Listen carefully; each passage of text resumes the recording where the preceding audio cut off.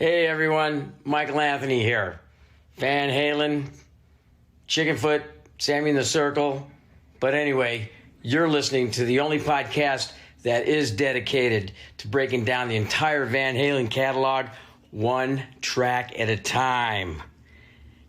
And the podcast will rock. Ow! Hello, baby!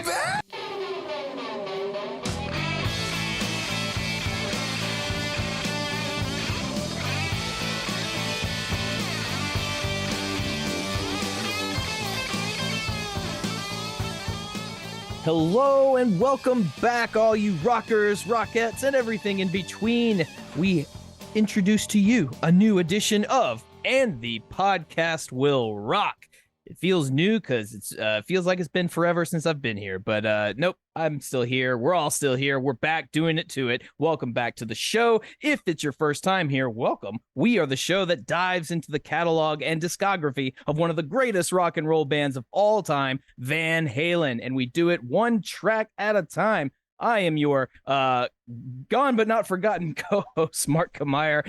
With me, as always, Corey Morissette. Corey, I just have to tell you, thank you for holding down the fort. We just got done with the American Thanksgiving holiday, and things were crazy these past couple of weeks. So I just want to thank you for keeping the ship afloat. How you doing? Hey, you know what? My pleasure. It was kind of a last-minute thing, but for all the people that were messaging us...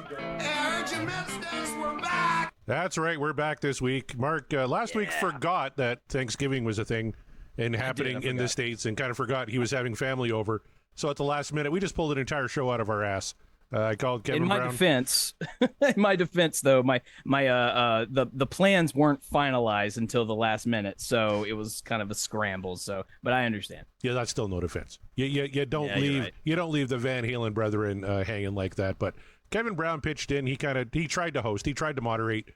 We have some strong-willed people on that call, and they all have a love for Van Halen. They all have a love for talking. So it went a little long. Kevin Brown, God bless him, did his best. We never got Eric Senich on a show. Like, you got to pick your moments and cut in. Otherwise, he's going to break into another 20-minute story. It's just you have to know how to moderate those guys. But one of the guys joined us for the very first time. He's on our call here tonight, too. He's one of our Tier 4 patrons. Mark, why don't you do your thing and introduce our special guests here? It's the tale of two Michaels on today's episode. Please welcome back to the show our honored guest and loyal patron, Michael Griffith, and joining him, another honored patron, Michael Triplett. What is up to you, Michaels Squared? Well, good to be here. Happy to do this again. Yeah. Great name, Michael, by the way. So, yeah, hey, very cool. Van Halen brothers, Michael brothers. Here we go. yeah. A lot of correlations with Van Halen and Michaels, so we'll take that as a good sign. But we're happy to have you guys here. It's always a good time when Corey and I can be joined by enthusiastic, like-minded folks like you guys, and I know you guys are enthusiastic. Griffith, you've been on the show many a times. You're basically an honorary member, so there you go. So we know what to expect out of you. Michael Triplett, man, we know your enthusiasm has shined through, so very excited to get into whatever track we land on tonight and discuss it with you. So kicking it right off, as I said, we are post-Thanksgiving holiday. There's no snow on the ground over here, so that's nice. I probably can't say the same for Corey up in the Great White North, but Corey, there is a storm coming, and that storm is goes by the name of Sammy Hagar, and he's not coming alone. No. He's got Michael Anthony with him. He's got Joe Satriani with him. He's got Jason Bonham. We talked about it before, but it bears repeating that Sammy and his group of friends are going back on tour, and they're going to play some Van Halen tunes of the Sammy era. I think we went over, they're going to do some Dave era that Michael's going to sing. And again, we talked about it before, but I don't know. I was thinking about it earlier today, and I was just thinking, God, I really want to see that show because, as you all know, I have never seen Van Halen live. I've never got to see him. And at this point, it'll never happen.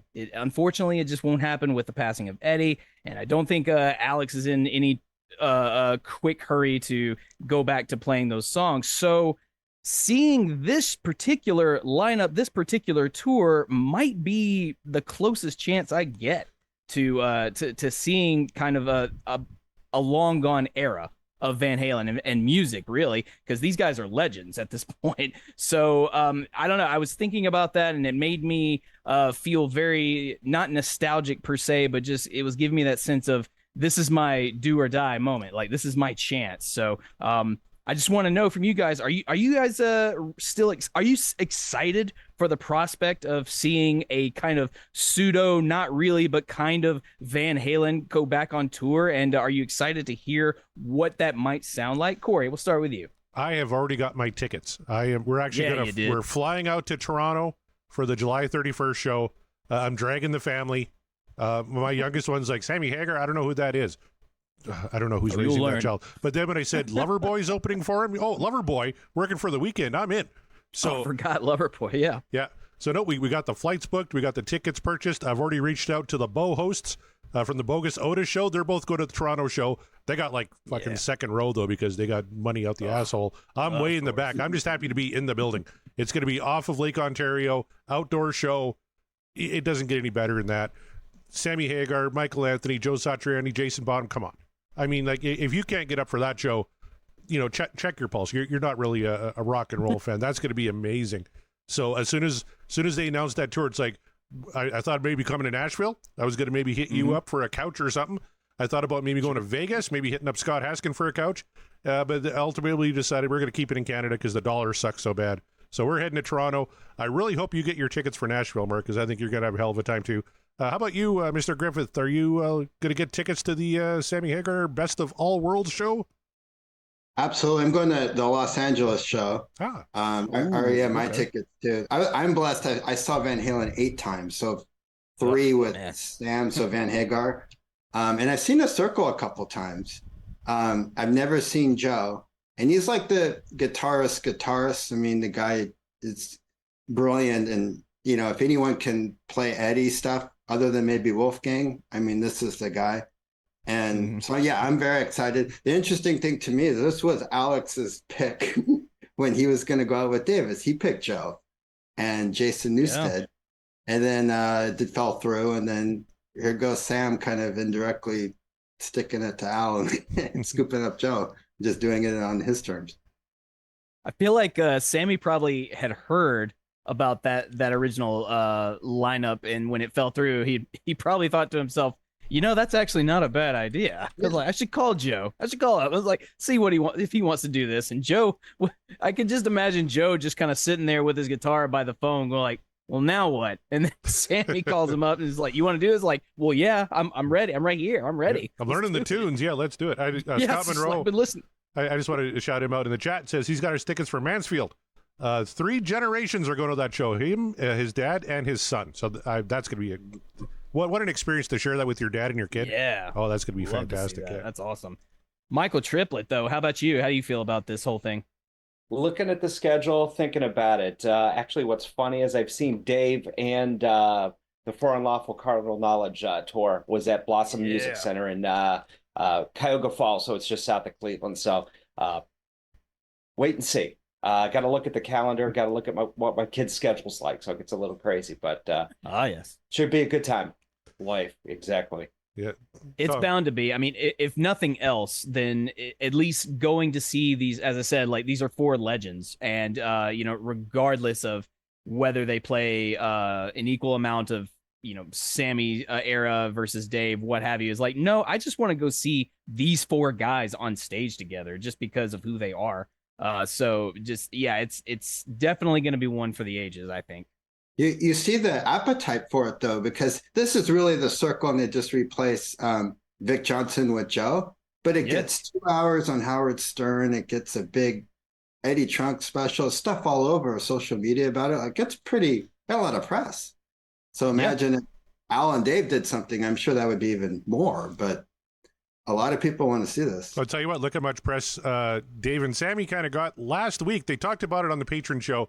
I want to kick it around a little bit with Mark, but Sammy, as part of that Howard Stern interview, said, you know what, we're going to be rolling into town. Anybody who wants to hop on stage with a guitar or sing whatever, we're going to let him. If Dave wants to come out, if Alex wants to come out, fuck it, everybody's welcome.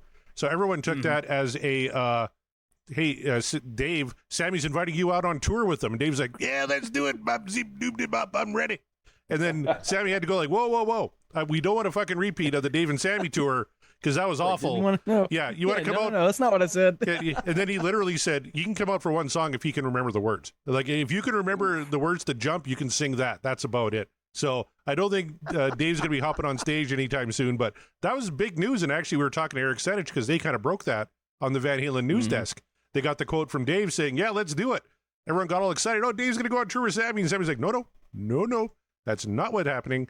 He can come out for like a song if he remembers the words. So a song. And it will not be anything from his YouTube channel. None of that. It'll be a specifically picked out song. And if he doesn't want to do that, or if he can't do it, then like, all right, that's it. You got to have boundaries with people sometimes. And, I feel like Dave is one of those people that it's important right early on to establish said boundaries. So now that they are set, we can all press forward. But nevertheless, I think everyone, if you have the ability, if they're coming to a town near you or not far to travel, go see this tour, because I think it's going to be the last chance we all get to experience just a little bit of a familiar Van Halen. You know what I mean? Yeah. So it's going to be. How's Jason going to hit those drums? I mean, nobody's talked about Jason Bonham hitting those drums hard like Alex does, and Bonzo's kid. So he's been in a lot of bands. Yeah, I guarantee you, we're going to get a few Zeppelin songs too. I bet you. Well, if I may, Jason Bonham did play very briefly in this, and I know it was a reality show based thing, but there was a super band that was put together called Fist that he played with Ted Nugent and Scott Ian of Anthrax and Sebastian Bach. I forgot about that one. Yeah. Now, while the whole experience was made for entertainment purposes visually, because the whole thing was a train wreck. However, the music that they did create wasn't great, but it was heavy. And I can tell you straight up, like, Jason knows how to hit him hard. I am certainly not suggesting he can hit just like Alex and give you an imitation. Not saying that, because the two don't compare, but I can say pretty confidently Jason Bonham's got the chops to at least pull it off the way he can. So I think we're in good hands for that. But if you're expecting the same kind of drumming tonality and technique that you would get from Alex Van Halen, you should probably subvert those expectations, but be very much expectant to hear some good, solid musicianship. That's what I'll say. Scott points out, Scott Everett, welcome, Scott. Pretty shitty comment on Sammy's part. Just wish those two would grow up a bit. Yeah, but he had a really bad experience, so he's still a little bitter about it. I get what you're saying, though. Scott Monroe, am I the only one to find it weird? Wolfgang has been explicitly invited to stage with him. I don't find it that weird. I would love to see Wolfie on stage with him. That'd be fantastic. Yeah. I think why wouldn't he? Or Scott says has not. Because I was trying to think. Okay. Because I didn't hear the Eddie Trunk interview. I wonder if they invited Wolfie as part of that, but apparently not. Oh, I see. And I don't know. It is weird. Yeah, Sammy, I don't think has much of a relationship with Wolfgang. I'm not sure. He may, but obviously Wolfie was in the band with Dave, so I think Wolf would turn him down. I don't think. I think he would too. Yep. Yeah. Mm-hmm. Yep. And Tom pointed out the same thing. He think Wolfie wants to do his own thing, and Sam and Mike are respecting that. Yeah, Wolfie kind of said the Taylor Hawkins tributes are kind of like my goodbye to Van Halen, and paying tribute to my dad.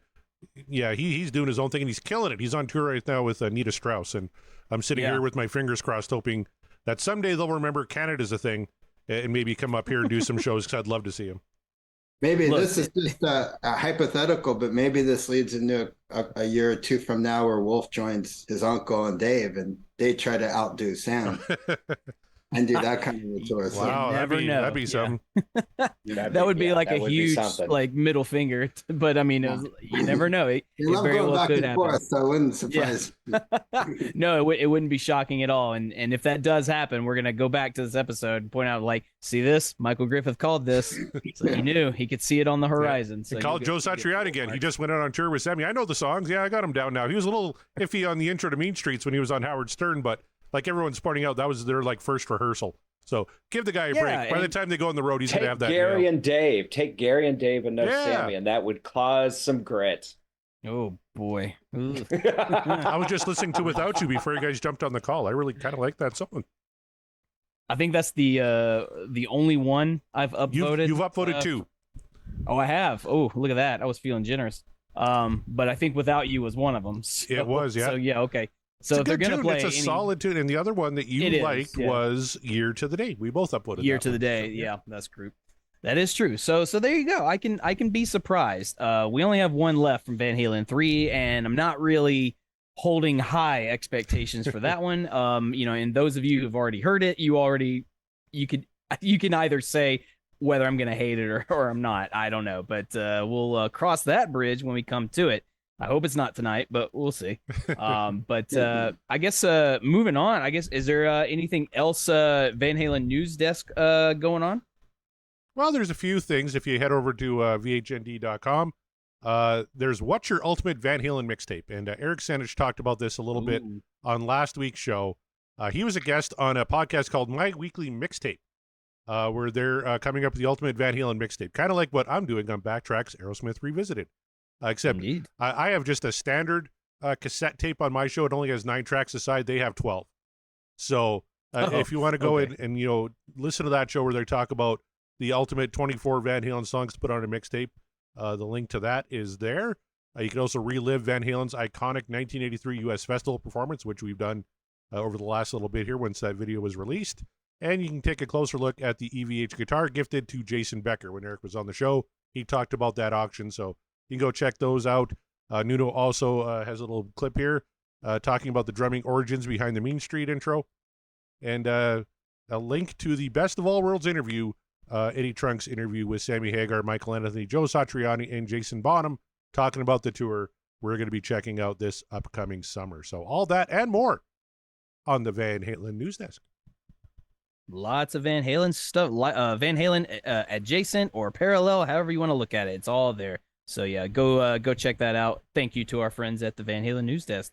Talking about you, Eric Sinich. So, all right. Well, what do you say? Should we go to the poll? Well, I don't know if there is a poll. Did you put one for last week? Because it was kind of a revisit. Right. There is. No, you're right. I did not. I did not put up a poll. Did we go over the poll from the week prior though? No, we did not. So we can talk about that. So that we can do. That was a good one too, because that was that You Really Got Me? It was I think it was You Really Got Me. Yeah, I believe it was, yeah, which I have the numbers here while you're looking up the comments. 90.6% What Dreams Are Made Of, 9.4% The Dream Is Over. How about that?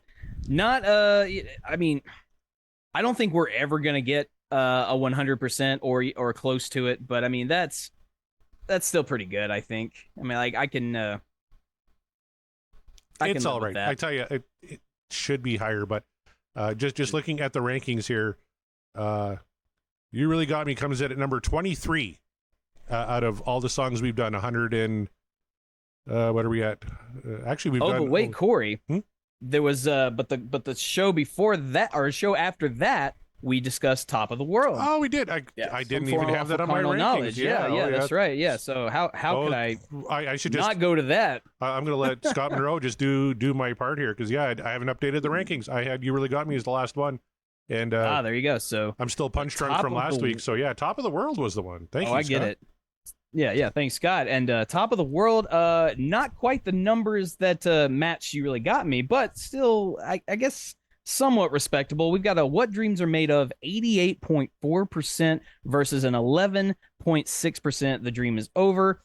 Look, as heartbreaking as it is, this is a Sammy track, so we already knew right away that it was going to get a lot of downvotes just because it's of the Sammy era, despite the fact that I think it's one of the top tier Sammy era songs. And I mean, we gushed ad nauseum about Top of the World. But we had a feeling not everyone was going to feel the same way. Obviously not. But I don't know. It almost cracked 90%. I was kind of hoping this one. There's a few Sammy tracks that I was hoping would crack 90% and above. This one was one, but evidently not. So now I just got to know. I got to know why. And so I'm going to go to the tweets right now and read them from our beloved patrons. If you want your tweet guaranteed read on the show, join our Patreon, guys, like our friend Ryan Powell here. Ryan Powell says, Top of the World is Van Halen at their best, taking the great outro riff from Jump and developing it into something new and wonderful. There are so many interesting twists and turns this one takes, but it all fits so well and bookends the idea started back in 1984. The riff is just so uplifting and makes a strong opening, or closing in the case of Jump, statement. What's intriguing is that when the band comes in with Sammy, they start on the 4 chord instead of the 1, a misdirection that propels things forward. A little bit of music theory nerddom going on. I appreciate it. The first riff is a great offbeat punctuated variation of the opening riff and serves as a counterpoint to Sammy's vocals. And yes, these are great lyrics evoking optimism while remaining grounded in the moment. Thank you for acknowledging that. He says the chorus represents another iconic, soaring, optimistic, sun-soaked melody with the postscript of "for a little while," immediately shifting into introspective reflection. Such a masterful turn just by a single line and dynamic delivery. The bridge's subtle shift to minor, subtle because it's using G major, C major, and D major chords that, while major, only fit in the key of E minor, and syncopated progression harken back to Jump's offbeat pre-chorus. Can you see me standing here?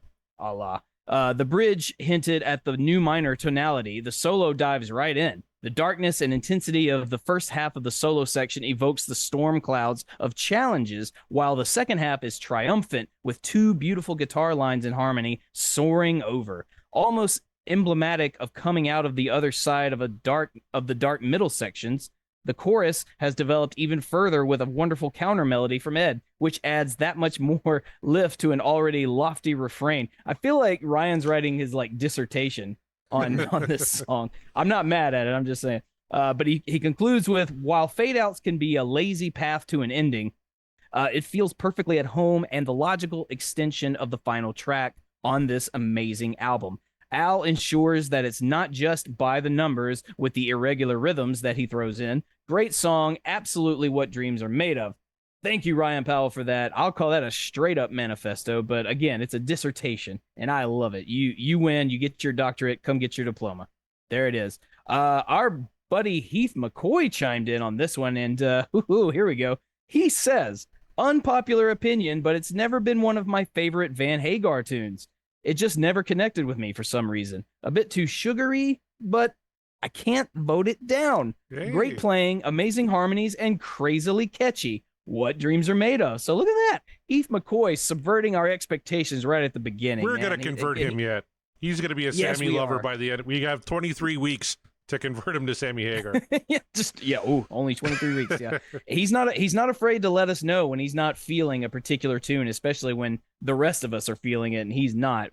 This one surprised me because of his beginning statement. But I love that. I love that he even still through all that couldn't vote it down. Thank you, Heath. Our friend Kevin Brown says upbeat, positive, melodic, great key change for the solo, excellent vocal, hashtag what dreams are made of, hashtag microfesto. I like that. Short and sweet. That's just like us, Kev. Yep. Short and sweet. Rava Flav says crazy terrific show last week starring the Patreons. Indeed. I listened to it. It was great. Thank you all for joining in and filling in when I was out. Rava Flav says this show is how I found out that the guitar at the end of Jump was used for Top of the World. That's great info. It is great info. It's good. It's nice to get little nuggets of information like that for Van Halen enthusiasts. Jeff Brewer says this is a really good song. It reminds me a lot of Dance the Night Away. Catchy E major opening riffs, cool verse playing, happy pop lyrics, great chorus harmonies, and really cool tap harmonic melodies behind those choruses. Can't complain too much. Thumbs up. So, no, why would you complain about Top of the World? It's amazing. So Scott Monroe, he says Pound Cake has to be in the conversation for best Van Halen opener, and Top of the World has to likewise be talked about for best closer. And he goes on to say that opening riff, man, it's so uplifting to me. Hearing it immediately puts me in a good mood. It's pure rock and roll joy. Sammy's aside on the chorus, for a little while. Such an amazing truth-telling touch. He didn't need to do that, but he did. It elevates the lyrics and universality of, or however you say that word, I'll just say universally, of the overall message, and I love it. As uplifting as the riff is, the solo takes it to another level. Eddie Van Halen's playing is insanely organic to the song's melody and soars to an incredible apex, just like the song's title. Hashtag what dreams are made of. I'm sorry I flubbed on that one word. It looked weird to me, but thank you, Scott, always with the inspirational words. You take Greg 1 week Zito. off. I know. I can't, just 1 week. This is why we can't take breaks, man. That's okay. I fucked up earlier too. Scott already yelled at me for that. So those 23 weeks are just going to be hard hitting. Greg Zito says this one always puts me in a great mood. Love the harmonies, dynamics, and the guitar. Absolutely. Brad Gould says, Minnie said it already. It's an upbeat and happy song with a message of working hard to make it and the hard work to stay there. One of Sammy Hagar's best written work. Agree with Scott Monroe across the board, but I'll add that the solo really isn't limited to the traditional solo, the traditional solo section. After the first chorus, Eddie Van Halen starts playing a lead guitar track that comes out whenever Sammy pauses and just rolls right through to the end, with the two highlights being the solo and the outro. This may be their best musical performances as a complete band. Hashtag what dreams are made of. That, I mean, I don't disagree with most of what he said there, but I dare say that's maybe a hot take, that last little bit, but nevertheless, I'm not going to fight him too hard on it. It's just, that's an interesting perspective. So not going to fight you, Brad. You do you, man. That's good stuff. All right. And moving on, I think actually, nope, that'll do it for our patrons. So right. we had a lot more, but you guys, again, if you want your tweet guaranteed read on the show, join the Patreon. You got 23 weeks to do it. And then after that, who knows? You know what? Who knows? We have a friend of a show that commented. Maybe we should read Kelsey's comment on top of the world. Yeah. We should. Look, it's the exception to the rule. Our friend Kelsey Van Halen says Eddie's notes after Sammy says, I gotta have a little taste, gotta be my favorite part of the song. The harmonies in the bridge, amazing. Eddie's melody in the back half of the solo is magical. This song reminds me of a bright sunny day. Another great one off for Unlawful. Absolutely. Yep. There you go. Not agree more. Perfectly sums it up. Yeah. So we had our score there on that one. I'm just curious if you guys can guess, out of all the Sammy tracks we've done, where do you think this one ranks? Just out of the Sammy tracks. Mark, you think it's number one? You say number one? Yeah. Okay. Say third. Third? Okay. Michael, two? Give it fourth or fifth. Man, you guys are dancing all around it. Number two. Oh, no. Wow. Yeah. Oh, wait. Which one's number one right now? Pound Cake. Of course it's Pound Cake.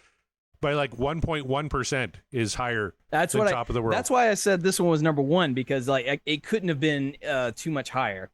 So and then we'll put Cabo Wabo above it, in my opinion. Oh, Cabo Wabo is yeah. I would agree with it. Cabo Wabo is a good one. Cabo Wabo is the fifth Sammy track. Number three actually is only 0.1% away, and it's Why Can't This Be Love? 5150. Right. What I thought was interesting, real quick, with the tweets is all of them said how inspirational the song is. And I just had the thought that there's a lot of inspirational Sam songs like Dreams and this one. A lot of Dave ones that you hear and you feel good, Jump or Feel You Love Tonight or something. There's no Gary inspirational song. That probably was the demise of that album. None of them make you feel good when you put them on. I tell you what, here. I think once is inspirational for you guys. It seems to like get you guys rolling, man, pumping. But it's inspirational, but just not in the ways that one would hope. It's other emotions. In fact, yeah, it's inspirational for other emotions, not the happy ones. If I'm being real. Oh boy! All right, that one. I got another trivia I agree with question Jeff for you Brewer. guys. Should have been 5150. A lot of people, yeah, and I'm shocked 5150 was as low as it was, but I am too. I can't even find 5150 on here. I'll look at that. But first of all, so we said Top of the World is the second ranked Sammy track. Where do you think it ranks overall out of all the songs we've done? Oh, I mean, probably in the lower tier just because it's Sammy, but I don't know. Actually, I'll get maybe 30. Okay, 30. Let's go with Michael Griffith first. I'm gonna say halfway there, 15. 15. Okay. I'm not even gonna try. Jeez, I Mark. got a number in my head, and Mark will jump through that. I tell you what, Mark was one away. It's 30s? 29. 29. Okay. Yeah. And that's just me being like semi-generous because I knew it couldn't have been, it wasn't going to crack the top 10, certainly, or not the top 20 and certainly not the top 10. So, all right. Yeah. 29. Fine. I guess. And 5150 is the fourth highest ranked Sammy tune. 33rd overall. Really? Yep. 33rd? 33rd. Okay. Great Oh, job. you guys, you Great Sammy check. haters, just you baffle me so I know. much. But Oops. them's the bricks, right? So Scott Monroe's picking Other Side of the Rainbow. Wrong band. We'll cover that one after we cover all the Van Halen tunes, baby. But yeah, That new album's so good. it is, with the exception There you of, with the exception of one song. oh Here we go. God, you left that window wide open, and He had to bring it I up. know you did this on purpose, Scott. Like I know you put the seed in his head for this. Maybe you did it indirectly, but you did it. Kevin Brown's not here, so I'm going to play it. Fuck it. But I'm here, and I don't want All to hear it. right, all right. You got to get X out. Get X out in there. X Oh out. my God! That's You my realize favorite off that one. what you've done? You have jinxed the wheel. You have jinxed this show, and the next thing you know, we're spinning that last one. Josephina. We're getting We're just spinning. We're I'm spinning ready. Josephina. I'm in a Like, good this is- mood. We got some good guests. The chat is hopping. I say we spin I'm not manifesting it, but I wouldn't be mad at it. Well, you said the magic word before we spin the Oh, wheel. We got to do our favorite thing. Everyone, take a drink. It's time for manifestations. All right. So are you sure you don't want to manifest that one, Corey? What No, do you want to manifest? Oh, you're going to start with me? Okay, Yeah, I'm sorry with you. I got the Discord over here. perfect. You know what? I'm going to bring the wheel in so that our guests can see the wheel, and all the folks at home can see the wheel. Everybody, I was kind of breezing through Discord and stuff, and everybody, we've been manifesting the same songs for like 2 months, it seems like. I've been kind of bouncing between the same songs. Humans Being always comes up. I always do Summer Nights or Somebody Get Me a Doctor. You always do Amsterdam. I wanted to do a song that I don't think anyone has manifested or hasn't in a long time anyway. I want to hear Good Enough off 5150. So Right on. I'm manifesting that one here tonight. There you go. Good enough. Well, Scott Monroe wants Humans Being. You know, he's ready for it. It's happening. And of course, we I think that's our buddy Josh, our good buddy Josh, sweet Josh wants Josephina. He's gonna manifest Josephina. There you go. I think he wants to be like a ripping off a Band-Aid. Just rip it off, get it over with. He real wants to do quick. the Van Halen 3 ranking show for like New Year's because we talked about maybe I doing see. a Patreon show that week between Christmas and New Year's. And you know what? If we finish an album, we could do a live show and do the ranking show. So maybe we rank That is Van true. Halen 3. So I forgot Josh is a sadist. That's what it is. Okay. Well, but Jeff Brewer wants Somebody Get Me a Doctor. So we're bringing that one back. Our friend and on new panelist on the show, Michael Triplett wants Jamie's Crying. You still want to manifest that one? Oh yeah, Yeah. that one's a great one. Well, there you go. No argument there. Old Chaz Charles wants. He said spunked, but I believe he means spanked. So he's just gonna keep manifesting that one until we finally land on it, and Corey loses his mind. I see. Spunked is the radio edit version of Spanked they play on the Come and Go in-store radio That's right. station. He had to elaborate on. Remember that. when, Thanks for that elaboration? Come and Goes and other convenience stores used to have their own compilation records because I had one in Of Canada. course. That's how I got all my Daryl Hall and John Oates fix, which Oh, they're in the news God. right now for restraining Oh. orders and all that kind of stuff. Yeah, can we just aside real quick? All You right, a guys quick one. know Go ahead, Mark. Daryl Hall has put a restraining order on John Oates. I don't even know the details. I don't even care. I just find that hilarious that Daryl Hall had to put 70-something-year-old Daryl Hall had to put a restraining order on John Oates. You know what's happening though? There is a reason. It's because Yeah, I'm sure there is. Go ahead. John Oates was trying to sell their entire catalog. Yeah. And, Oh, and- I see. and Well, Daryl Hall's like, no, I don't want that. So that's why they're going to court. Look, hey man, Honestly, I think give John Oates some money. You know, he's in the name. It's in Hall and Oates. Give him some money. That's the only reason he would do that. You don't go to Hall and Oates for Oates, though. Like, fuck, you go there for Daryl Hall. Look, when John Oates had that magical mustache, I guarantee you people went there for Oates. They weren't there for Daryl.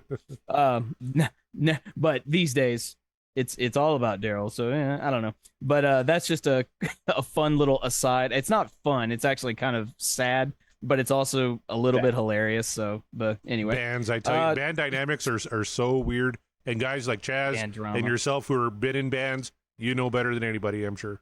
I don't know anything about band drama. Not a thing. Not one thing. Tom Armbruster wants to finish an album. He doesn't care which one. All right. That to me sounds like a cop-out, and he wants to manifest Josephina. So I'm just going to put that in for him. But Davey Lee Smith wants Bullethead. Oh, good one. Yes. Back to a different kind of truth. Yeah. Exactly. So we got our Awesome call. discourse. Michael Griffith, man, what do you want to manifest tonight? I have to say, I mean, Michaels must think alike. I was going to say Jimmy's Crying, but I'll keep it on the same album. I'm going to switch it to Atomic Punk. All right. Nice. Yeah. I'm shocked. That one's also one that's been manifested quite a bit, and I'm shocked we haven't spun it. I myself am also I'm going to go with Michael Triplett here. Janie's Crying, I think, would be really fun. And I know it's all about Sammy era right now, but Janie's Crying, I mean, that's just a song worth talking about, I think. So I would like to manifest that one. And then, special Amsterdam, manifestation from. Is she in the building? Invisible guest. Is she ready? She is in the building. Okay. She is in the building. So is Scott Haskin. Because Scott Haskin called his shot last week when everyone's throwing out suggestions in the chat really quietly. Sunday afternoon in the park, and then that's the first thing they spun was Sunday afternoon in the park. So he called his shot last week. He's now eligible to get that shirt. He wants to hear Spanked because he's also a thief of joy, and he's trying to ruin my night, and I don't know why, because I thought Scott and I were on good terms, but you said you're in a good mood, so hey, don't let something as simple as Spanked ruin your evening. Did you give me a manifestation? I did. Yes, it was. I forget it now. No, it was good enough. Yeah, 5150. What was good enough? Yeah, that's there you go. Yeah, Thank you. So both got. Well, there it is. The manifestations are in. We're thinking really hard. If you're ready, Corey, Michael, if you guys are ready, what do you say we spin this thing? All right, let's do it. Oh wait, that's not the song, is it? No. Okay. How about this one? Find that thing 4 times.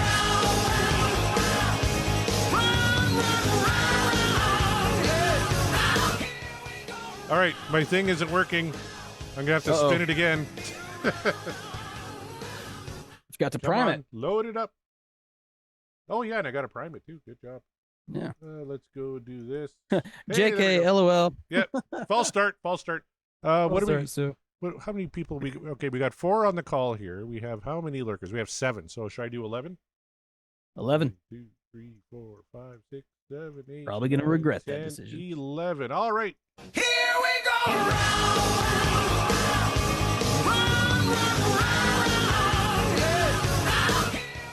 Oh, it's one. Come on, a little more. Oh, you ain't one too. Black and Blue. I've been manifesting that for like a year, and we finally spun it. Finally did it. There it is. Yeah, Black and Blue from OU 812. I'm happy. He's a happy man. Yeah, that's not tipping the hat whatsoever. Maybe I'm happy because I'm going to rip it. I don't know. That is true. Yeah, I have no idea what you're going to say about Black and Blue. You've manifested it, but you've never elaborated as to why. So yeah, as far as I know, you're just going to tear this thing apart. Before we get into it, do any, without showing your hand, any noteworthy things, anything to any fond memories about this song that you guys want to share? Michael Griffith, how about we start with you? Well, this was the first single from OU 812. And I when I got this CD, actually, I think I was playing it too loud, and I was in junior high, and my mom didn't really care for the lyrics, so I had to take it taken away for a while and managed to get it back or find another copy. But that was probably my first memory of the song. The Tokyo version too, when they do it live on YouTube, is fantastic. So really good live version of it too. It's so funny you mentioned that, Michael, because during the holiday, I had an interesting conversation with my parents where we reminisced about the music they did not like me listening to in my younger days and the albums that they had thrown away when they discovered that I had them. And they tried to deny that they threw those albums away. And I was like, no, I was there. You threw them away. I watched you do it. Like, that never happened. We didn't care what you listened to. Like, oh, but you did. You did. Yes, you did. You might not remember, but Pepper's Farm here remembers. So you don't try that shit with me. You brought that memory back. Michael Triplett, anything you want to say before we get into this? How do I put this? I own the cassette single. Before the album came out, I bought the cassette single. So I own the cassette single. I own the cassette. so happy that the remastered version's out and it sounds that much better. But I will say the cassette version sounds better than the CD version, except for now. So I'm going to be quiet. Well, there you go. I mean, look, cassette tried and they did well for a long time, and then eventually things must change, things must progress. So here we are in Remasteredville. Got to say, God bless Scott Monroe. He points out that this is kind of the opposite of Spank. This is what happens when you don't need to call it the Spank line. You get a little black and blue. He's not incorrect. Scott Everett says, such a great song, such a terrible choice for a first single. Is it, though? Oh. I mean, I guess When It's Love might have made more sense considering 1988, but I don't know. Well, you know what? We'll, yeah. I was just going to say, they didn't do videos for 5150, which was probably a slam against Roth because Roth was all about videos. And then they do their first single, no video for this. Then they finally did videos again When It's Love. But so you had a single with no video again. I mean, don't try a hand, but the song's a good single song, but I don't think it got the promotion that it would have gotten if it did have a video.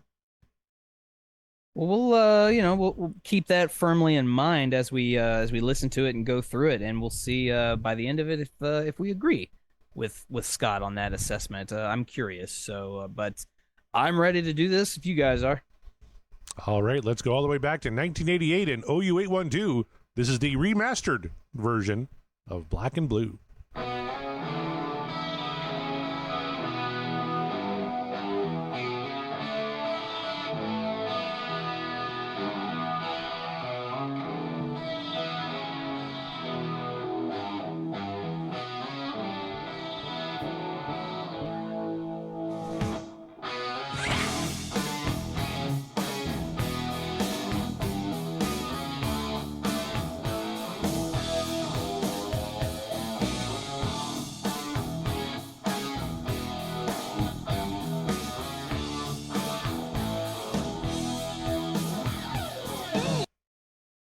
All right, what are we thinking about the opening, gentlemen?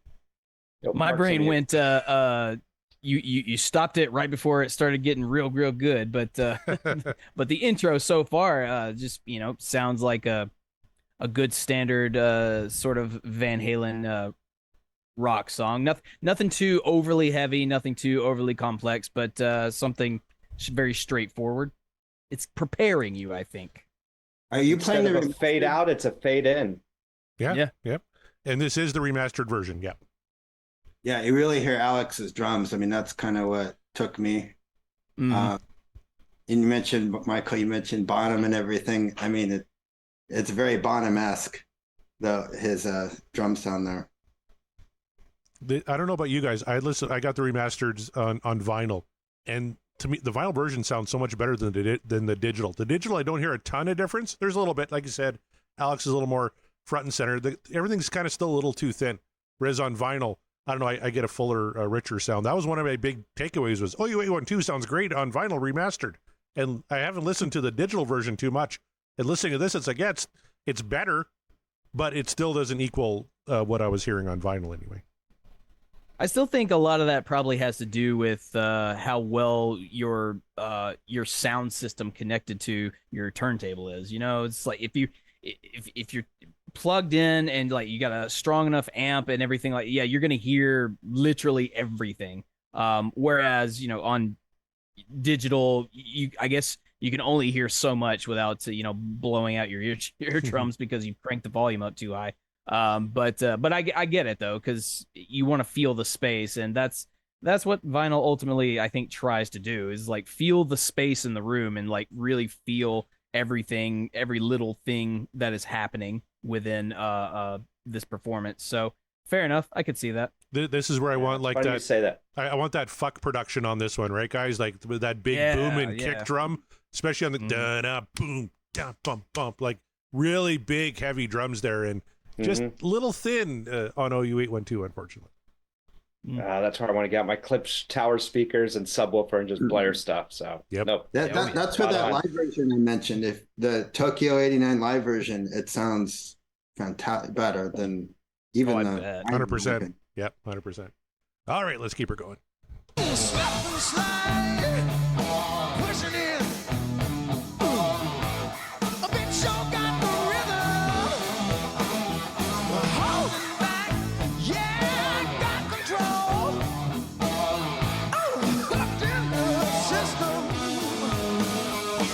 All right, so one of the things about this song way back when was the lyrics are a tad suggestive. Slip and slide, push it in, bitch sure got the rhythm. I'm holding back, yeah, I got control, hooked into her system. Yeah, he's not a lot of gray area there. Scott Everett, tell us what's really on your mind, Sammy. Yeah, it's not breakfast. That line got yeah, exactly. You don't need to read the lyrics for those. I thought I was listening to Whitesnake for a second there. Sometimes subtlety is unnecessary. Sometimes it's just like, no. We're just going to be very, very direct. And if you can make it, sensical within, your song, then hey, why not? I was just thinking about it. I was like, well, at least it's not up for breakfast in terms of lyrics. It's like I could get down on this so far. All right, let's keep going.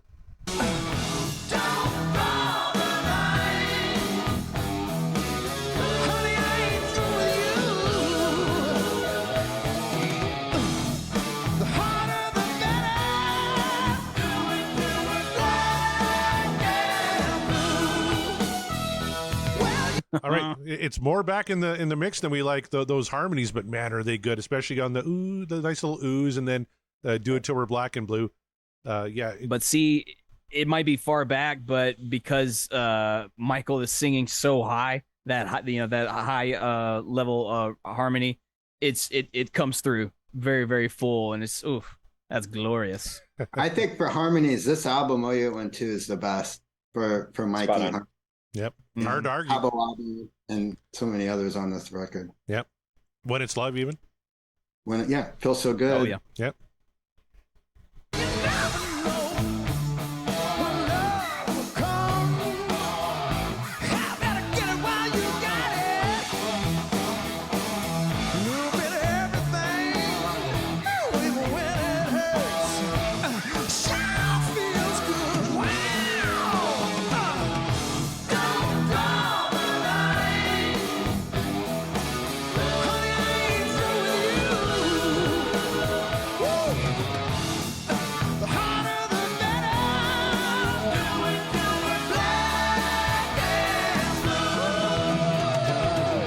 Oh man, I tell you, whenever they put a little stank on it, and put some stank on it.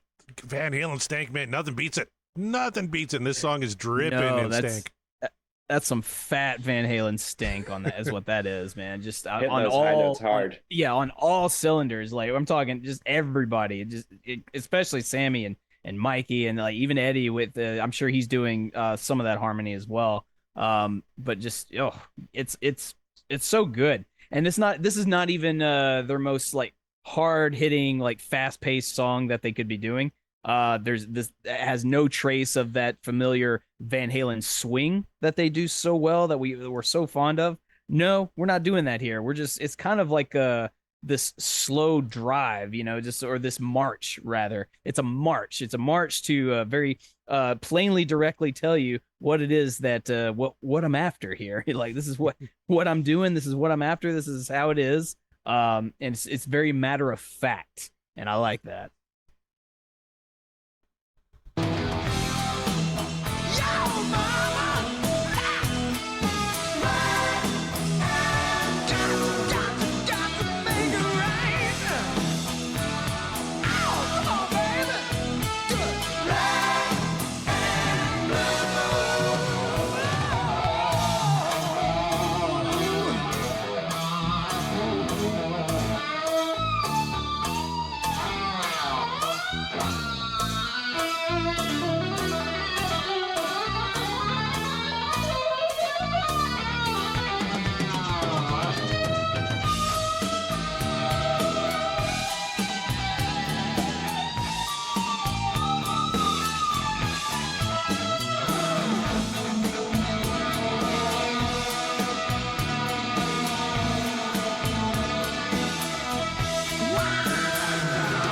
All right, I don't know if you can call yourself a fan of this band and not appreciate what Eddie, Alex, and even Mikey are doing there. Mikey just playing the dun, dun, dun, dun, but it fits so well.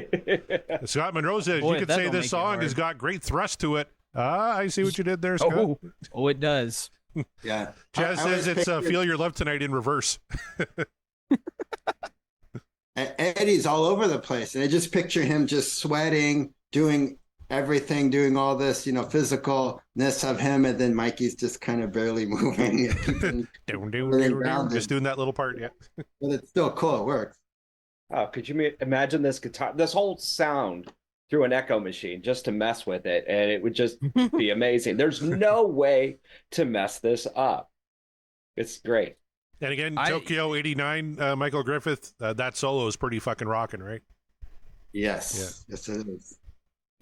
You're right though, Michael. Eddie is kind of all over the place, and yet it all fits.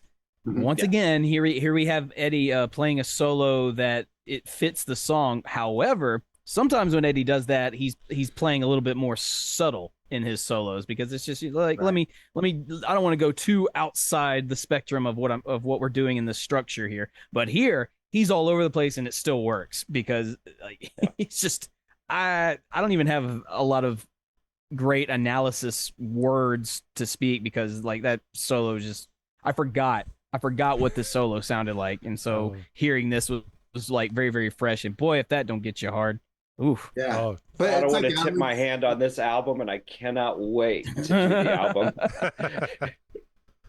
I know he had Alex in his ear, so Alex would never let him go too far. So if he got really, really wild out there, Alex would he knows, I got to come back here a little bit. And then kept them grounded. Yep. Mikey, too.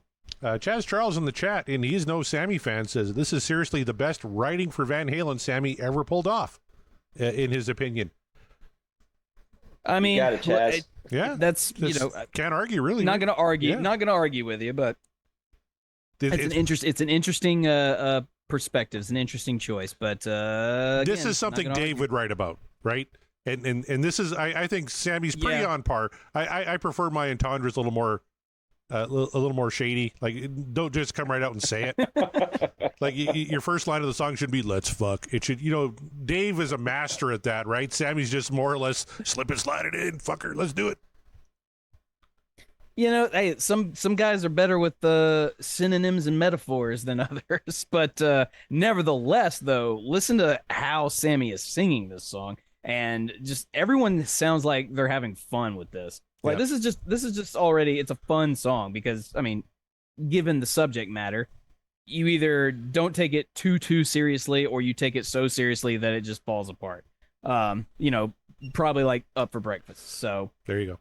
There you go. His voice is an extension of the music. Yep. It just flows completely. 100%. And he's letting himself have it too. He's doing things you would expect from Sammy, or I'm sorry, from Dave, because Dave is good at those howls and those like weird little things that he does. Sammy can also do it, but he does it differently, and he does it the Sammy style.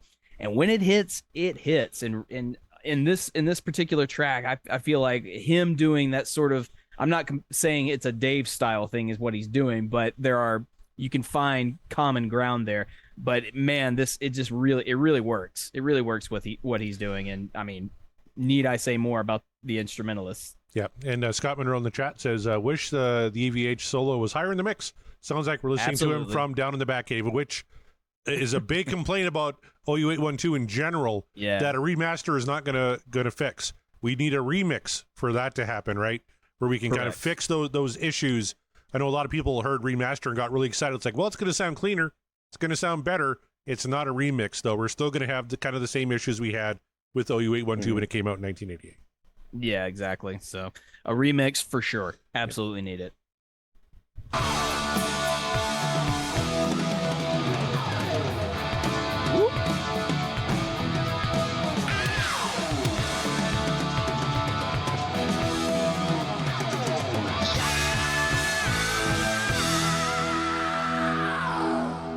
that's maybe my favorite part of the song because that's Alex saying, "All right, you just ripped a great Alex solo. going, remember me? Yeah, listen to this. Don't forget. Thank you I'm for here." pausing. Thank you for pausing. That's his reaction. Yeah. Oh, That that's is so exactly. good. That's our favorite thing. Is this the whole like? Okay, I hear what you're doing, Eddie. Wait, watch this. And It's just like never letting you forget who he is. and that he he's loves there. doing that. I love it when he does Yeah. that. Like, yeah. And then Sammy too is like, here's a fucking great howl you're gonna get too. Way better than Dave can do. Sorry, Dave lovers, but Oh, yeah. nobody howls like Sammy Hagar. It's That's true. going to be Jeff Jason goes, sorry, but the lyrics are pretty stupid. Yes. I mean, like I sure. said, You know, I'm I not gonna prefer fight you. David Lee Roth, playing around the subject a little more. David Lee Roth writes these songs much better than Sammy.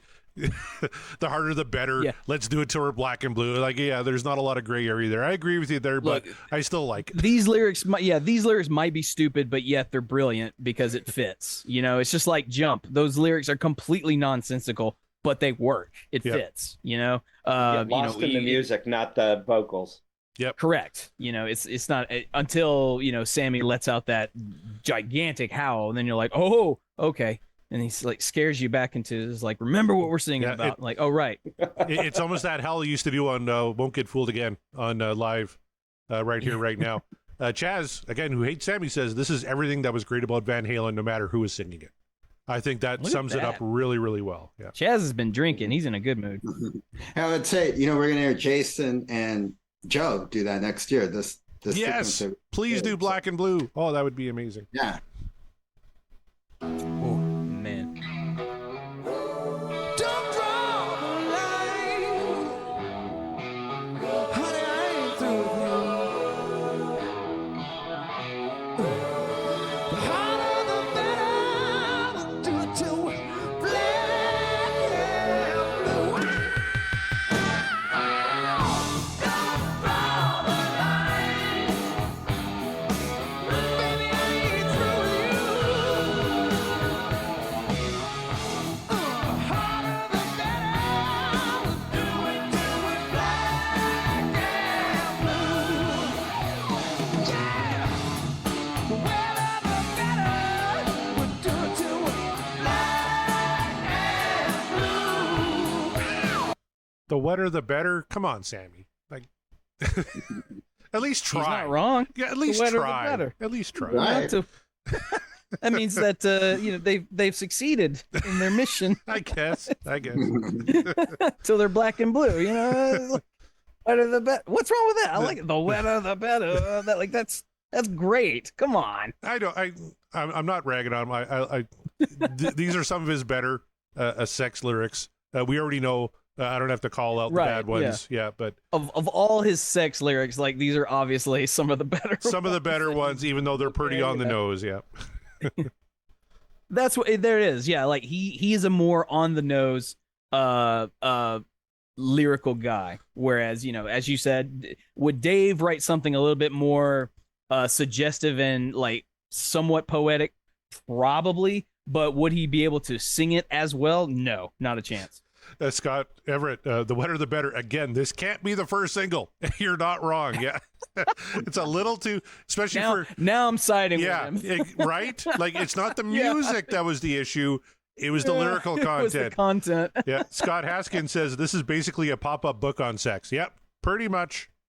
Yeah, and look, hey, all you kids that were jamming this shit when it arrived, can you say that it was when you were listening to it in your younger days when this came out? Were you thinking, oh, that's pretty on the nose? That's stupid lyrics? No, not at all. You're going like, I did oh, that's before, fucking cool. He's but I was like, oh man, he's talking about fucking. That's great. Yeah. And poor Scott Haskin, one of these days he's going to lose his virginity. I'm predicting it right now. All right, let's get back. You have to wait before you do. You have to read out Scott Monroe's comment just now. Okay. Wait a sec. Slip and slide. Wetter the better. This is a water park song, guys. We got Sammy all wrong. See? See, he loves water parks. He loves water all about parks. being in the water. This is the Cabo Wabo guy. He's got tequila. He Man, just wants to be on a beach. how did I miss or that? at a water park. Yeah. And then he's going to be up for breakfast, after having a water park day. You know what? I was watching that new Napoleon movie by Ridley Scott when he ate the ice cream sundae and then conquered sorry. San Dimas. Right. He was at the water park there too. So yeah, I'm in a water park frame of mind. I heard that they don't incorporate not one scene in that new Napoleon movie where he eats the Ziggy Piggy ice cream mountain, and Well, I then think that is I think it's a crock. I think it's a whole crock, is what I say. Josh in the chat says, at least it lacks food metaphors. Amen, brother. Yep, you got it there. Yeah. Don't need it here. We're straightforward here. Scott Haskett, after the show, it's hookers and blow again. Well, I tell you, he lives in Las Vegas. Both are easy to come by. He's thinking about moving to North Dakota, though. Like from Las Vegas to North Dakota. A little bit of a culture shock there. Well, you're certainly not going to find much hookers and blow over there, at least not easily. They're going to be wearing parkas pretty quick, that's for sure. All right, let's finish this one off.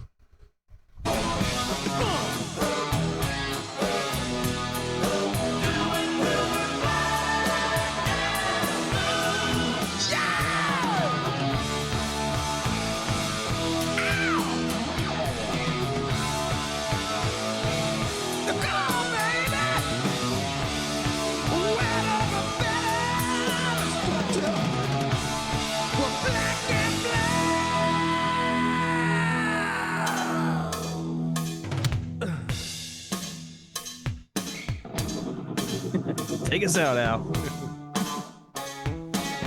Come on, baby.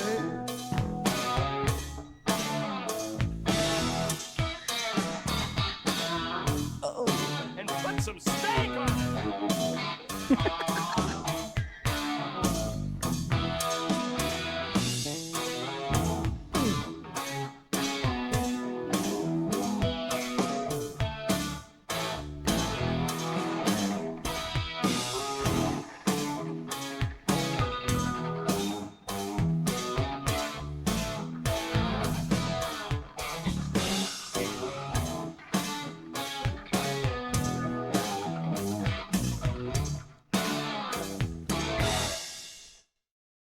All right. And put some steak on it. That's right. Oh, man. And then we almost went into That sucker was and three piece. I Not almost there wanted yet, to keep it not there going. yet. Like, oh, man. I know. I like there was that a one. There was a moment where I thought it was just gonna fade out, and because that's not uncommon for Van Halen to do the fade out. They're very big on that. Thought we were gonna get it, and then they subverted our expectations yet again with a quick cut. Yeah. There it in the- is. Yeah, just in the nick of time there. Josh, Black and Blue. he heard a little tip of the hat to Slow Hand on the coda there. Did you guys pick that up? Yes, I did actually. Nice. Good call there, Josh. Good stuff, man. I love that. Yes, like take us out, Al. What are we doing here? Man. All right. Well, Black and Blue from OU812, another a Sammy Hagar era tune, because we couldn't not spin a Sammy Hagar tune. It's Sammy is in the news right now. He's all the rage, so might as well get as much Sammy era in as we can in these last 23 weeks of this wheel. So I will divert it to our panelists here, our patrons, our honored guests and co-hosts of the show, if you will. Michael Triplett, man, thank you for being on, and here you are. So now I put it to you, Black and Blue. Is it what dreams are made of, or is the dream over?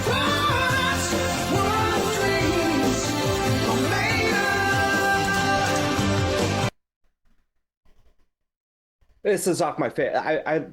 This is my favorite Sammy album, OU812, and this is a great track off of it. We'll do the rating show and go from there, but I can't downvote anything on this record. No one would fault you for Great that. I don't sound. think. I mean, I hate to say this one. You look at the lyrics are dumb, but the way Sammy sings it, you don't pay attention to the lyrics. Yeah. So I'm just listening to it, enjoying it, and that's it. It's a great one. Indeed. There you go. Short and sweet.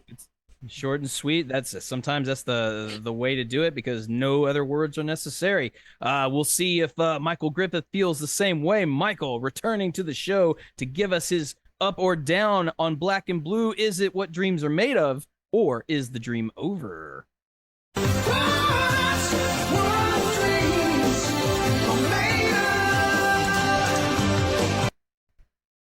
I mean, to me, this song never gets old. Some Sammy songs do. This one just doesn't. I mean, really, the whole album, like I know you like it, Michael. It really doesn't. I always go back and forth between 5150, this or Cabo as my favorite Sam song. Today, this is my favorite Sam song. Be different next week, but it's so good. The band's tight. They're like you said. I think you said it, Corey. They're having fun. You can just tell they're having fun doing this song, and the harmonies are just another level. It's just fantastic. So. Yeah, they should have. I wonder what the video would have been like if they did do a video for this. Oh boy! Oh, what could have been, or maybe we don't want to see that. But I don't. They probably would have made the video like some like cheesy looking like tampon commercial looking thing, where it's like it's all just shots of random shit and it has nothing to do with the context. They're going of down the water song. Slides. It's a water park. Remember? Yeah. There you go. Yeah. It's a water. Actually, the wetter the better. That would have been hilarious. They should Two have done mics, that. 2 likes. Scott Monroe pointed out. There you go. Nicely done. But then there was Corey. And boy. Corey, you're pretty y'all know you're a Sammy guy as well as a Dave guy, but there are times when you just can't give it to Sammy. Sometimes you just can't, whether it's his lyrics or what have you. And we've spoken about these lyrics quite a bit. So I ask you this. Did Black and Blue meet your criteria of dream is over, or rather, is it what dreams are made of, or did it fail the test and the dream is over? Oh wait, that's not the right song. Damn it.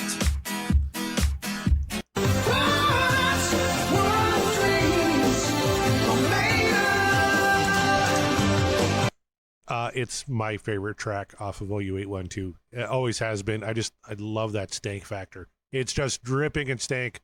The solo is so fucking good. The harmonies are so good. Sammy is singing the fuck out of it. Thin or not, this is one of those songs where sometimes if the song kind of loses me, I notice the production issues. I don't notice the production issues. Do I wish that we had a big booming kick drum like we did on For Unlawful, or even Balance for that matter? Absolutely. But they're playing the fuck out of this. It is so damn good. And I'm just praying that they will bust this out, especially in Toronto, the show I'm at. Please bust out Black and Blue. It's the second to last song on OU812. We only have one song left, and it's actually When It's Love. The track most associated with the Sammy era, probably, from this record. So it's kind of ironic that's the last one. But I've been manifesting Black and Blue for a while.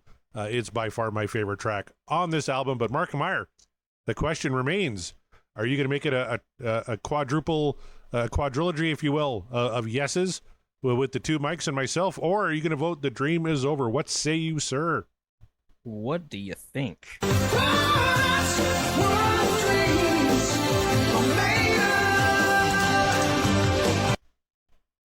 It's not my favorite song from OU812, but it is a very, very close second. That being said, Black and Blues, this is wonderful. This is just a wonderful song. Is it cheesy, like lyrically? Yes. Does it fit? Also, yes. Does the music absolutely encapsulate what we love about Van Halen? Yes. It's fun. It's just a good. It's not even. I don't know if I would call it a party rock song, but you could. I mean, you could play this on a party. Why not? Especially depending on the kind of party that it is. Then it's absolutely fit the motif.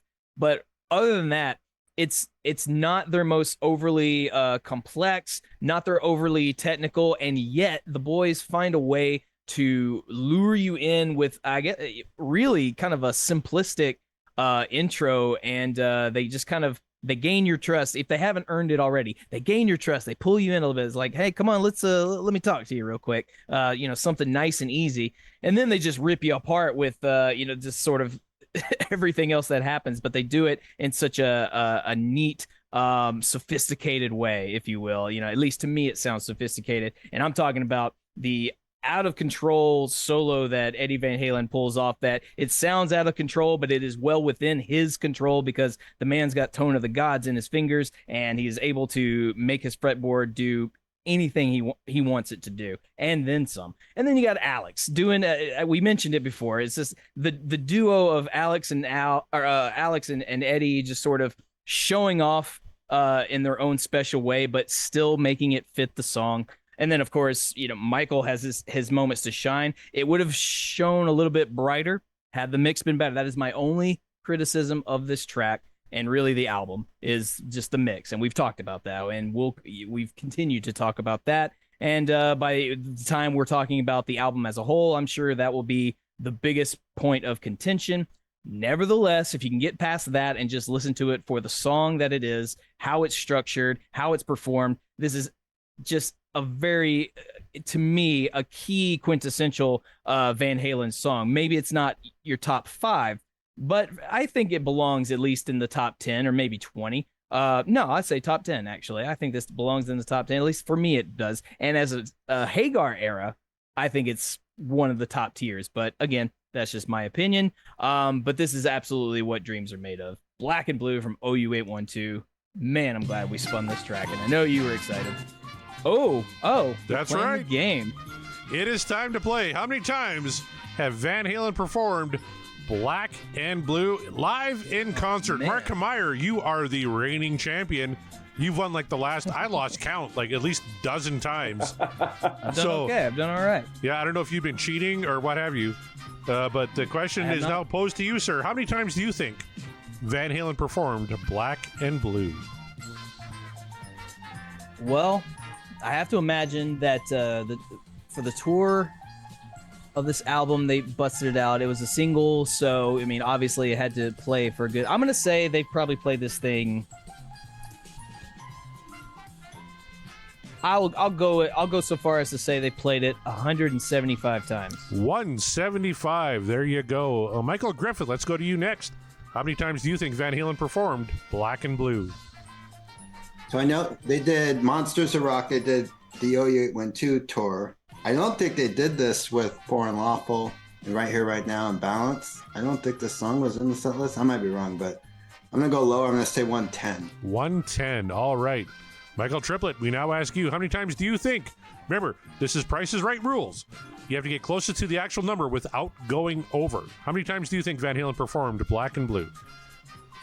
Yeah, I'm trying to remember this one. I want to say it was a summer tour, so it was just over the summer months, maybe 3 months. And so I'm going to go way less than those guys. I'm going to go 50. 50. All right. Well, Michael Triplett, you got it, my friend. The correct answer. Actually, guess. if we're going with our people in the chat, Scott Everett said 70. The correct answer is 79 times. Sorry, 74 by Van Halen. 74 is the official answer. They also, Scott. Yep. Sammy and the Circle played it twice, and Van Hagar, a tribute band, played it 3 times. But so it's 74 times.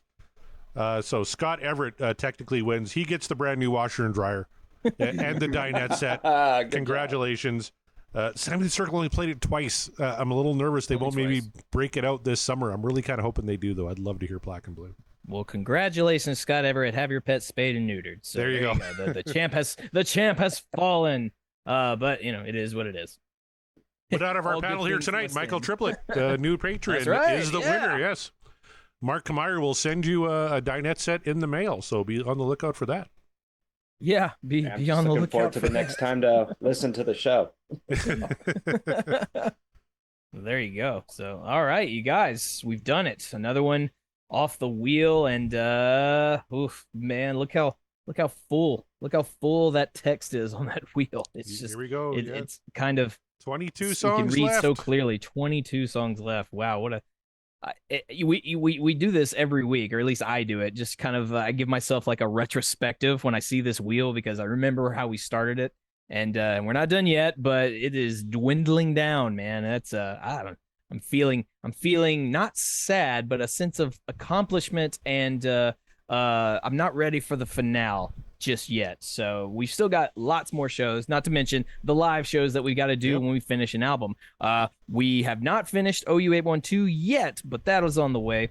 We still got Van Halen 3 to complete, unfortunately. And then I think 1984 we're close. 1984 we're close. 5150 we got 2 left on that one. We got 1 left on Van Halen 3. Van Halen 1 I think still has the most on it, so which is hilarious to me. That's the one. But hey, look, if we have to go out on just the last bit of Van Halen 1, I'm not going to be upset about that at all, and everyone knows why. So, but time will tell, and in the remaining weeks, we will do this. So, Scott Everett. Scott Everett is killing me here. Do you really want to hear a He's on a roll. 76-year-old hurting his hips while singing "Push It In"? Yes, I do. yes, I do. If that 76-year-old is Sammy Hagar, I absolutely want to hear that. I can't wait to hear it and see it. Like, that's going to be a great time. I really hope they add this song to the repertoire. So just for that, and I'll record it on my phone just so I can bring it to the Discord and show you guys. Like, yep, still got it, still there. It's awesome. Unless it sucks. If it doesn't sound great, then I'll be like, well, you were right. We shouldn't have seen this. But I don't foresee that happening. You know, that reminds me, we had a patron of ours send us some clips from the Mammoth WVH show that he was at. So, you know what? I'm going to bust those out next week. Ben Andriozzi went and caught a Mammoth WVH in concert. Yep. So yeah, be on the lookout next week. We'll play a clip or two from that show. It was tremendous. I've been watching these clips, and Ben had really good seats, first of all, and Wolfie sounds amazing live. So we'll play that for you next week. Right on. So good stuff there. Hey, speaking of patrons, honored patrons, you guys, we say it every week, but we're going to keep saying it until you finally just give in and say, fine, you can shut up about it. And even then, I probably won't. But we have a Patreon. We have tiers that might fit your critique. If you guys want to find a tier that is right for you. If we don't have something specific that you're looking for that you want to hear us do, then let us know. We'll make the tier for you. We're not above it. We've got tiers that could fit most anybody, but if we don't have it, let us know. And just to show you that I'm not wrong, we have a whole list, a whole spectacle of patrons that have already joined the Patreon. I'm going to list them off to you right now. Matt Lacoste, Nate from the Deep Purple Podcast, Rava Flav, Josh Caldwell, Greg Zito, Chaz Charles, Sean McGinnity, Kevin Brown, Per Lineker, Scott Monroe, Ryan Powell, Jeff Brewer, Ben Andriozzi, Tom Armbruster, Scott Everett, Heath McCoy, Janice Risco, Brad Gould, Davey Lee Smith, and of course, our honored guests for the show tonight and our honored, panelists, co-hosts, if you will. That's what I like to say. You're our honored co-hosts. You're members of the show at this point. Especially you, Michael. This is not your first rodeo. You've been here with us many, many times, and we thank you, Michael. Again, thank you so much for being on. As always, it's always a pleasure. Let the people know if you got anything to plug or where they can find you.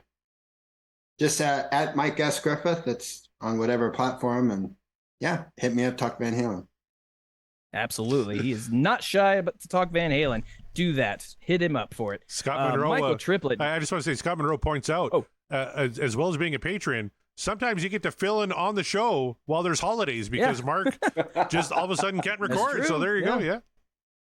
Sometimes, Mark gets overwhelmed with things and has to bow out. And then luckily, by the way, you guys seem to fill that slot real fast. Like you guys were sort of itching to take over the show. It seems like so. I don't know.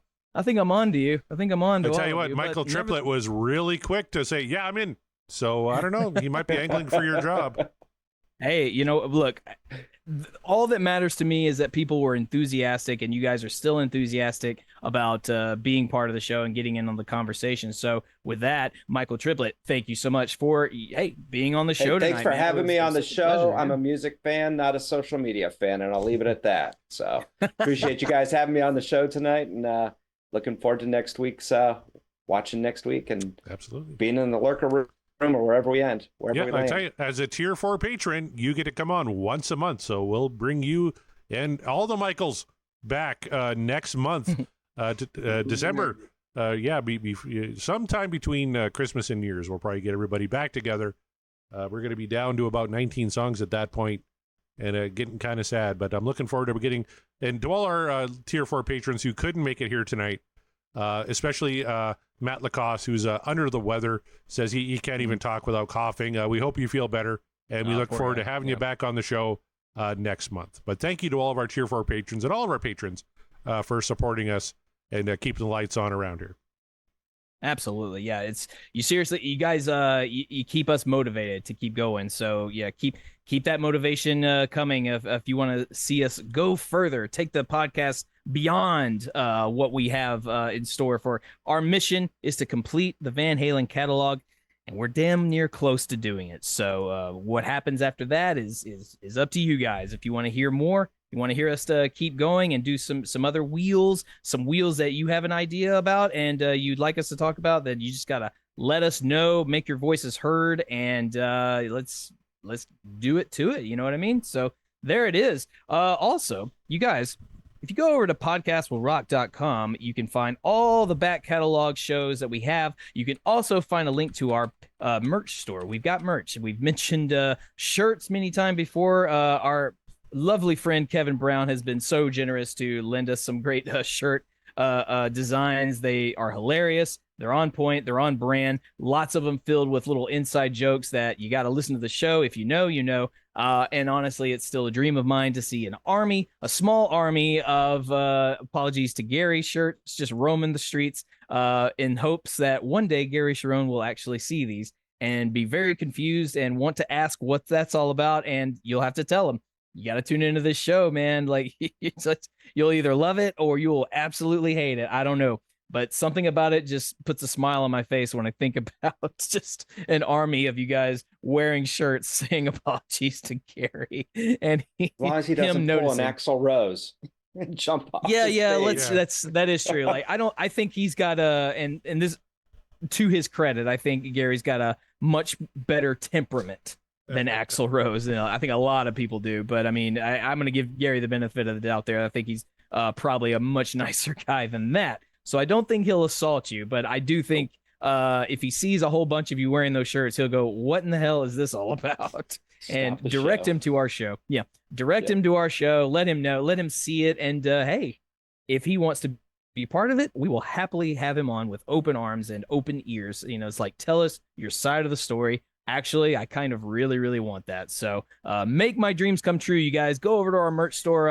It's on TeePublic. Get yourselves a Podcast Will Rock t-shirt, an Apologies to Gary shirt, either one. Either way, the holiday seasons are coming up. The sales are going to be happening. You want to get these shirts now because the time is ripe. Get ones for your loved ones, for your kids, whomever. And also, hey, you know what helps? Sharing the show. Let people know. I'm sure you got friends that are Van Halen fans and be like, hey, you want to listen to this podcast of these dudes talking about Van Halen? And if they say no, you'd be like, well, you should listen to him anyway. And then force them to listen to it. And they'll be converted like that. It'll be great. So yeah, no, any little bit of a little sharing or a little rating, whatever, all the things that the podcasting algorithms need us to do, help us out there. But otherwise, keep doing what you're doing. You guys are keeping the conversation alive on social media, and we appreciate that. We thank you. So that's all I got. Corey, always a pleasure, my dude. Can you please let the people know where they can find other shows that are like us? Absolutely. Before I do that, though, Josh in the chat, he got a shirt, and he's sporting his at NAMM 2024. Yes! So that's a great thing awesome. There. It's going to be great. I was just on TeePublic. They got a sale on right now, 28 hours. So, yeah, if you want to get 35% off site-wide, now is the time to get your Podcast Will Rock merch. But as Mark mentioned, we are part of a network of like-minded podcasts, all fantastic. Let's just run through the list here for you real quick. First of all, we have Backtracks Aerosmith Revisited, featuring myself and Scott Haskin. Backtracks theme music with myself and John Mariano. The Ultimate Catalog Clash with myself and Kevin Brown. We are just finishing up Phil Collins Era Genesis. Tomorrow night, we are going to start recording Season 2. I won't tell you who the band is, but it's going to be really interesting. So check that out. Kevin Brown, of course, also does the Tom Petty Project and Seaside Pod Review with the one and only Randy Woods. Scott Haskin has done Uriah Heep, the Magician's Podcast. That show is done. You can go back and catch up on the entire Uriah Heep catalog. Nate and John at the Deep Purple Podcast, one of the original deep dive podcasts and one of the best ones out there. The Simple Man at Skinnerd Reconsidered. Terry T-Bone Mathley at T-Bone's Prime Cuts on the other side. Happy belated birthday, Terry T-Bone Mathley. Hope you had a great day, my friend. Rye at Sabbath Bloody Podcast. Paul Joan David at In the Lap of the Pods. They've only got a few shows left before they wrap it up, so go check them out. Andy and Matt at Hawk Binge. Eric and Jonathan at Maiden A to Z, Daniel and Josh at Diary of the Madman, the Ultimate Aussie Podcast, Ben and Sam at Universally Speaking, the Red Hot Chili Peppers Podcast, George and Hattie at the Judas Priest Cast, Clay and Rye at North by South Podcast. That's a U.S. music versus Canadian music show. Check that out. It's a heck of a lot of fun. Greg and Jonathan at So Far, So Pod, So What, Quinn at Volume for All, Sav, Nick, Steve, and Mark at the Rock Roulette Podcast, one of the best podcasts out there. Chaz and Greg at Regarding Lulu. That one's wrapped up, thank God. If you want to torture yourself, go listen to some Lulu, Lou Reed and Metallica. I don't know why the hell you'd want to do that, although Chaz and Greg are really, really great on that show. Chaz and Shats are doing Rush Rash. That show's a lot of fun. I was on that show, spun a great Rush tune. Go check them out there. And Chaz and Wolfie are doing Regarding Roger. That's Roger Waters, not Roger Moore, not Roger Whittaker, not any of your other favorite Rogers. It's Roger Waters, who redid Dark Side of the Moon for no reason whatsoever. And please check out our other friends like Eric at Booked on Rock, Sean and Todd at the Sean Geek and Fast Fred Podcast, and our buddies at the DLR Cast and the Bogus Otis Show. Woo! Lots of fun content there, you guys. You're not going to be bored, that's for sure. So definitely check out 1, 2, or all of those shows. You're going to have a fun time. All wonderful stuff there. So, with that, before we go, sorry, I forgot. Oh, yes. I forgot one. Give me a second while I look it up here. We had somebody reach out right, through our website just to tell us they really like the show. And I told him that I would give him a shout out here. He goes by the name of Fruitcake Tony. And you can find him at Fruitcake Tony on YouTube. But his message was, hey, guys, I love the show. Fruitcake Tony from Hallenville Live here. I love everything you guys are doing. God bless you. We talk Van Halen every Tuesday on his channel.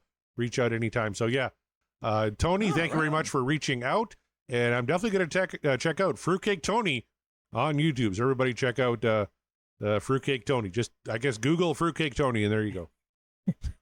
I just have this vision of this guy named Tony, and he's just like surrounded by fruitcake, and he's like, all right, it's Tuesday, we're gonna talk Van Halen. And yeah, like, the rest of the week we're talking fruitcake. This one day we're talking Van Halen. I like the idea that he doesn't even address the fruitcake. It's just there. It's just there for you to see. It's just like, no, we're not gonna talk about it. Don't ask me. It's like, but it's called Fruitcake Tony. What are you doing? Hopefully it's not a Gary alias. Oh man, wouldn't that be something? Holy cow. Fruitcake Tony, if that's your real name. And it's like, if you happen to be somebody else, please let us know. No, that ain't Gary. That's definitely not Gary.